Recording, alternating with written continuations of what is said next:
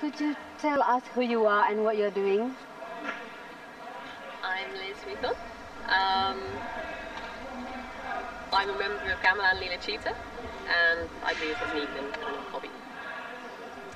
I'm Manuel Jimenez. I play in South Bank Gamelan Players and Gamelan Lila Cita, and I'm nuts about gamelan, so I do as much as I can all the time.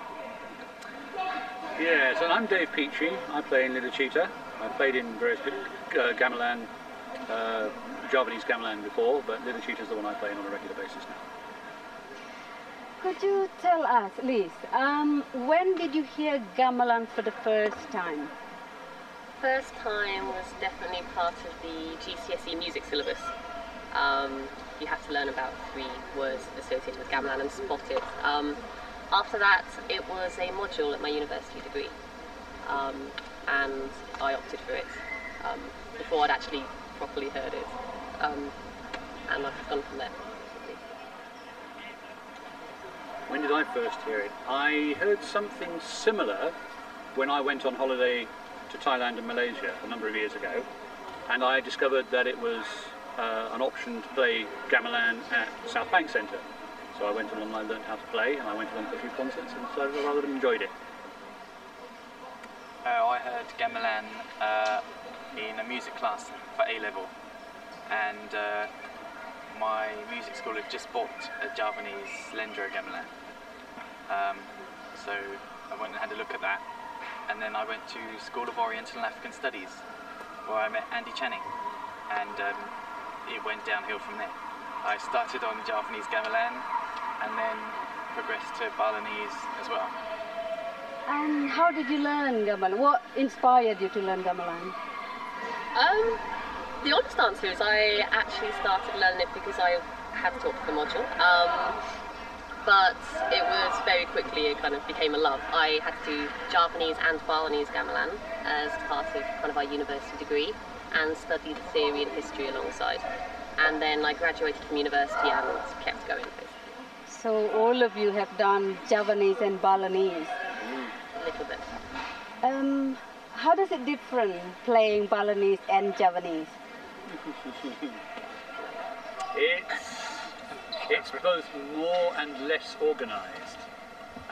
Javanese gamelan seems to have an awful lot of rules, and you have to learn an awful lot of rules, but if you can't, then it's a little bit disorganised, whereas Balinese there don't seem to be too many rules, but it's just manic from the get-go. Yeah, I'd go along with some of that.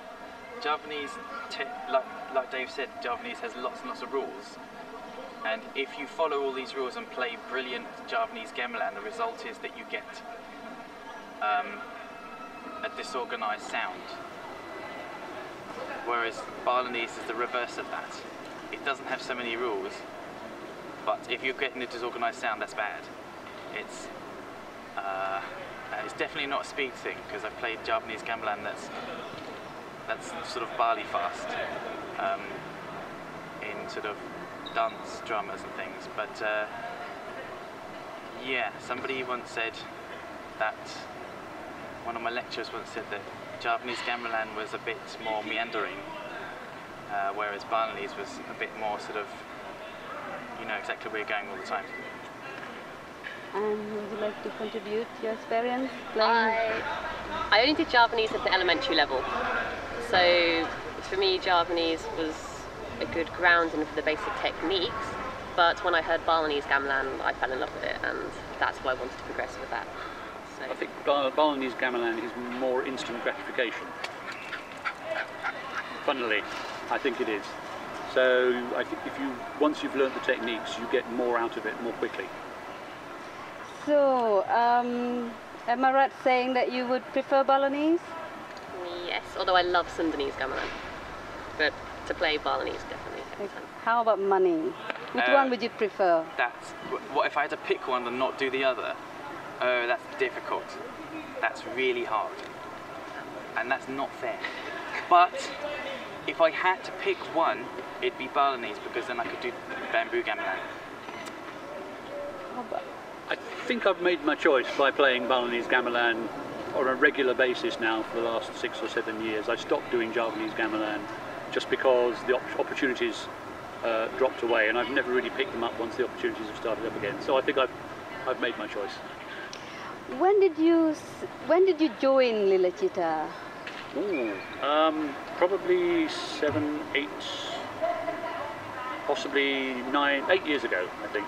Probably about 8 years ago. I'd started doing beginners Balinese gamelan with Andy within 3 or 4 months of starting doing beginners Javanese gamelan. So I learnt the basics of both at the same time. But it was only after several years that I actually started playing with Lila Cita on a regular basis. And how about you, Manny? I got asked to come. I joined in 2001, maybe. I'm not sure. Because Andy said, "Oh, my students are playing Balinese gamelan. Would you like to come and play some Balinese gamelan?" And I said, "Okay." And he taught me Baris in 3 minutes for the cello. So I had no idea what was going on. And then I said, yeah, I sort of expressed an interest, and he said, "Come along to my basic group." And I said, "I can't, I'm playing something else." So he said, "Come along to Lila Cita." And so that's when I sort of started. But I can't remember when exactly it was. How about you, Liz? When did you start? I know when mine was 2005, just before Christmas. So it's been nearly 4.5, coming up to 5 years now. Now, Manuel and Liz, you were in Bali for Dharma Siswa. She was Dharma Siswa, I was research. Okay, you were doing research. Could you tell us your experience when you were in Bali? Crazy. Fabulous. They take gamelan to a whole new level. They teach it differently. It's treated differently. It's an integral part of society, and it's not sort of a hobby where when we perform here we sit on a stage and an audience sits quietly and watches us. There it's just part of everything that's going on. If it's a ceremony, if it's a party, it's in the middle of everything. So crazy but very fun. Could you tell us about your research in Bali? Yeah, I was researching Gamelan Jegog in the west of Bali. So I started, I met the head of the group, of this group called Suaragung. His name was Ikutuksuentra, and so I started studying in Denpasar with him. And then after a few months, I would join his group every week for their tourist performance to get lots of group practice in. Yeah, learning a piece in Bali is full on. It's not, you don't get somebody at the front going, "Now this next bit goes," and play it slowly. There you go, "Okay, right, you watch that guy over there and we'll start." And that's it. And they say you'll be fine. Yeah. You'll be fine. So is it, in another word, when you are learning music in Bali, you basically copying somebody else? Yeah. Whereas here, you go bit by bit, go through the learning the music. Mainly, I mean, I was studying at EC Denpasar, the music college, as well. So because they were teaching, some people they were teaching from scratch, and then they would break down a piece and teach you by section. But if I was playing in a local sangha in a local group, then it was very much kind of, yeah, sit down and go for it. How did you feel when you were performing with a group in Bali? They're big on appearance. I got asked to play, to fill in a spot at the back of the group on a piece I'd never heard before. So there were bits of it that I could blag because the techniques were similar to what I'd practiced for other pieces. And then there were bits I just didn't understand and I'd never heard before and I didn't know. And one of my teachers said to me afterwards, "Okay, if that happens again, just go like this and pretend." Playing with a group in Bali is, you get no explanation, and so you end up figuring out a piece. Everybody figures out a piece their own way, but it's the steepest learning curve I've ever had. If you don't pick it up quickly, you'll get kicked off the spot. You have to sort of, okay, that happens again. Well, I won't do that. I won't mess it up again. You tend not to make too many mistakes if you can avoid it, because it's really, you've got to remember stuff really quickly. So yeah. Okay. Could we stop? Can we do some of the questions with the other two?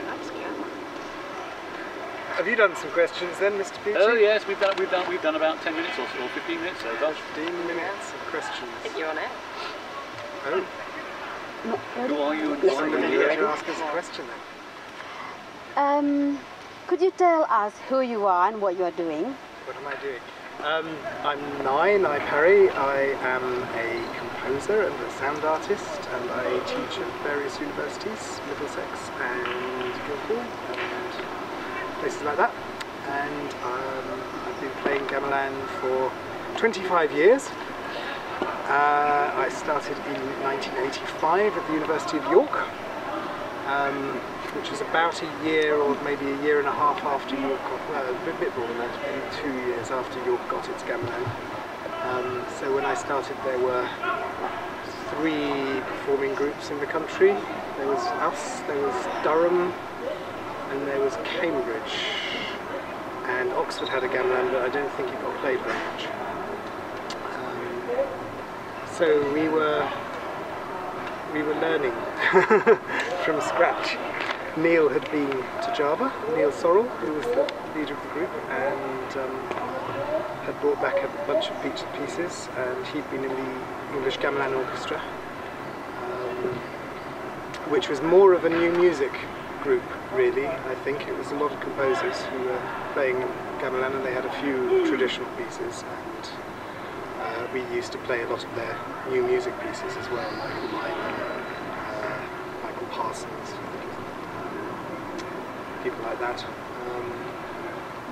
and a few traditional pieces. But we played a lot of gigs because nobody else was doing it, so that was nice. Am I right, Neil Sorrell was bringing the first gamelan in the UK? No, it wasn't the first. I mean, the first, of course, was Raffles, but that never got played. There was already one in the Embassy, and the English Gamelan Orchestra used to play the Embassy gamelan. And I think, I might be wrong. And then there was one given to Oxford and one given to Cambridge by the interviewees government. And as I say, Cambridge had a performing group. And I think Oxford did as well, but they didn't do gigs. But I think they did do some teaching. And Neil brought his over in the early 80s. The person to ask about that is Pete Smith or Isabel Carey, because they were there when it was unpacked. The wonderful story about Neil's gamelan was that he smuggled it in diplomatic bags in order not to have to pay any tax, and then went on to proudly announce this on Midweek with Libby Purvis on Radio 4. At which point he got a... We did a midweek, and we played a sort of gangster-ran thing, and then we sort of sat around. Neil became one of the guests and had to talk about gamelan.